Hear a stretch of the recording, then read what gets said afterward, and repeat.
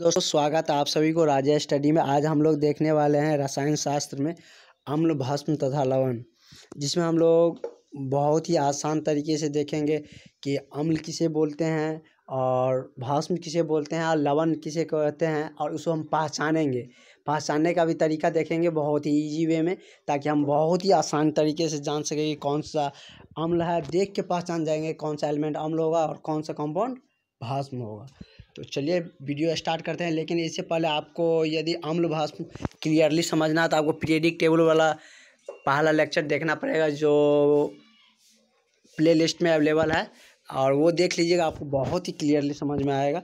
चलिए स्टार्ट करते हैं, देखते हैं अम्ल किसे कहते हैं। तो देखते हैं, अम्ल वह पदार्थ है जो जल में घुलकर H+ आयन देता है। मतलब एक डिफिनीशन है या उसका प्रॉपर्टी समझिए कि अम्ल वह पदार्थ है जो जल में घुलकर H+ आयन देता है, या दूसरे शब्दों में कह सकते हैं, या दूसरा उसका प्रॉपर्टी होता है अम्ल का कि अम्ल स्वाद में क्या होता है, खट्टा होता है। अम्ल स्वाद में खट्टा होता है। और कंपाउंड को देखकर जो समझने वाला डायरेक्टली है कि किस तरीके से हम समझ पाएंगे कि यह कंपाउंड अम्ल है, तो उसके लिए धातु या अधातु से क्लियरिफाई करते हैं। जैसे क्या, अधातु का ऑक्साइड, अधातु आप लोग जान गए होंगे क्योंकि हमने पीरियडिक टेबल के लेक्चर में पढ़ाए थे। पी ब्लॉक का जो कुछ ऊपर वाला एलिमेंट है, जैसे कार्बन हो गया, नाइट्रोजन हो गया, ऑक्सीजन, सिलिकॉन, ये सब क्या है, अधातु है। और एस ब्लॉक और डी ब्लॉक का सारा एलिमेंट क्या होता है, सिर्फ हाइड्रोजन के छोड़ के सब धातु होता है। जैसे यहाँ पे लिखा हुआ है HCl, इसमें हाइड्रोजन H भी क्या है, अधातु है। क्लोरीन भी अधातु है, कार्बन भी अधातु है। कार्बन का ऑक्साइड क्या हो जाएगा, अम्लीय हो जाएगा। और क्या कि मतलब सल्फर का ऑक्साइड है, सल्फर का ऑक्साइड भी क्या हो जाएगा, अम्लीय हो जाएगा। क्योंकि हमको इससे बहुत ही ज़्यादा क्लियरली नहीं हो पाता, मतलब बहुत ही ज़्यादा हम उसको डिफाइन नहीं कर पाएंगे। जैसे SO2 लिखा है, तो इसको हम स्वाद से हम यदि देखना चाहेंगे तो हम उसको टेस्ट करने तो जाएंगे नहीं, क्योंकि हमारे पास अवेलेबल नहीं होगा। क्योंकि एग्ज़ाम में कॉपी और पेन पे क्वेश्चन आएगा, पेपर पे रहेगा, तो मेरे पास अवेलेबल है नहीं वह पदार्थ कि हम उसको टेस्ट करके बता सकें कि वो अम्ल मतलब स्वाद में खट्टा है, कैसा उसका टेस्ट है। या पानी में भी उसको घुलाने के लिए वहाँ पे अवेलेबल नहीं है, क्योंकि हम कोई लाइव या किसी रिसर्च सेंटर में तो बैठे नहीं होंगे कि वहाँ पे हम मेरे पास सब कुछ अवेलेबल होगा जिससे हम देख पाएंगे। तो सबसे अच्छा ये तरीका है अम्ल और अम्ल को जानने का कि अधातु का ऑक्साइड क्या कहलाता है, अम्लीय कहलाता है। और एग्जाम्पल से समझा दिए। तो नेक्स्ट अब चलते हैं भस्म पर। भस्म क्या होता है कि वह पदार्थ जो जल में घुलकर क्या देता है, OH- आयन देता है। अम्ल जल में घुलकर क्या देता है, H+ देता है, और भस्म क्या देता है, OH- आयन देता है। और स्वाद में भस्म कैसा होता है, कड़वा होता है। यदि हम किसी भस्मीय पदार्थ को टेस्ट करेंगे तो उसका स्वाद कैसा रहेगा, कड़वा रहेगा। और उसको हम धातु और अधातु से क्लियरली करेंगे तो धातु के ऑक्साइड और हाइड्रो ऑक्साइड क्या कहलाता है, भस्म कहलाता है। जैसे सोडियम क्या है, सोडियम पहला ग्रुप का है, पहला ग्रुप में S ब्लॉक में है। S ब्लॉक का सारा एलिमेंट हाइड्रोजन के छोड़ के क्या होता है, धातु होता है। तो सोडियम क्या है, धातु है, उसका हाइड्रो ऑक्साइड। तो मतलब क्या है, धातु का हाइड्रो ऑक्साइड क्या कहलाएगा, भस्म कहलाएगा। ये देखिए, ये क्या, पोटासियम भी क्या होता है, धातु होता है, उसका हाइड्रो ऑक्साइड क्या कहलाएगा, भस्म कहलाएगा। उसके बाद क्या है, जिंक का ऑक्साइड, मतलब क्या, जिंक क्या होता है, जिंक D ब्लॉक का है, जिंक क्या है, धातु कहलाता है। तो धातु का ऑक्साइड क्या कहलाएगा, भस्म कहलाएगा।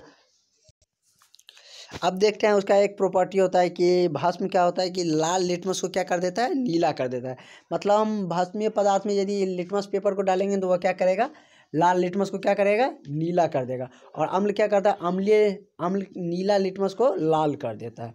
अब कुछ देखते हैं कुछ पदार्थ में कौन कौन सा अम्ल उपस्थित होता है। यदि इसको मतलब समझने के लिए कुछ माइंड में भी सेट कर सकते हैं। जैसे अम्ल है, लास्ट में ल है, तो नीला को क्या, लाल, मतलब लास्ट में लाल आ रहा है तो मतलब क्या, अम्ल होता है। मतलब अपने माइंड में किसी भी तरह से सेट कर सकते हैं यदि कन्फ्यूजन वाली बात आई तो। अब देखते हैं कौन से पदार्थ में कौन सा अम्ल पाया जाता है। जैसे क्या, लाल चींटी में क्या पाया जाता है, फॉर्मिक अम्ल पाया जाता है। और सिरका में एसिटिक अम्ल पाया जाता है। उसी तरह संतरा और नींबू में सिट्रिक अम्ल, सेब में मौलिक अम्ल, इमली में टाइट्रिक अम्ल, और दही में क्या पाया जाता है, लैक्टिक अम्ल। उसमें से कुछ 2-4 जैसे चींटी का है, जैसे कि चींटी का है, और सिरका, दही में क्या पाया जाता है, ये सब 2-4 इसमें इंपॉर्टेंट है। और इससे बाहर किसी भी बोर्ड, चाहे वो बिहार बोर्ड हो, दिल्ली बोर्ड हो, हरियाणा बोर्ड हो, और कोई भी बोर्ड हो, इससे बाहर पदार्थ में मतलब कौन सा अम्ल उपस्थित होता है, इससे बाहर क्वेश्चन एक भी आने वाला नहीं है। तो आप लोग इसको अच्छा से एक क्वेश्चन से हम देख लेते हैं कि अम्ल को समझने की कोशिश करते हैं। निम्नलिखित में से कौन सा अम्लीय है? मतलब अम्ल क्या होता है? मेरे पास कंपाउंड दिया हुआ है, मतलब तो उससे हम क्या समझें? इसमें अब हम चेक करने नहीं जाएंगे कि H+ आयन देगा या स्वाद में क्या खट्टा है या कड़वा है, क्योंकि मेरे पास सारा चीज़ अवेलेबल नहीं हुआ। तो इससे हम यही धातु और अधातु से क्लियरिफाई करते हैं। और धातु अधातु में यदि किसी को प्रॉब्लम आता है तो पीरियोडिक टेबल वाला लेक्चर देख लीजिए जो प्लेलिस्ट में अवेलेबल है। मतलब क्या है कि ए में ऑप्शन ए में है क्या? कैल्शियम का ऑक्साइड। कैल्शियम क्या? कैल्शियम सेकेंड ग्रुप में है, एस ब्लॉक में है। तो एस ब्लॉक का क्या कहलाता है? धातु कहलाता है। तो धातु का ऑक्साइड क्या कहलाता है? धातु का ऑक्साइड तो भस्मीय होता है। उसके बाद कॉपर का ऑक्साइड है, कॉपर भी क्या है? धातु है। तो धातु का ऑक्साइड क्या कहलाएगा? भस्म कहलाएगा।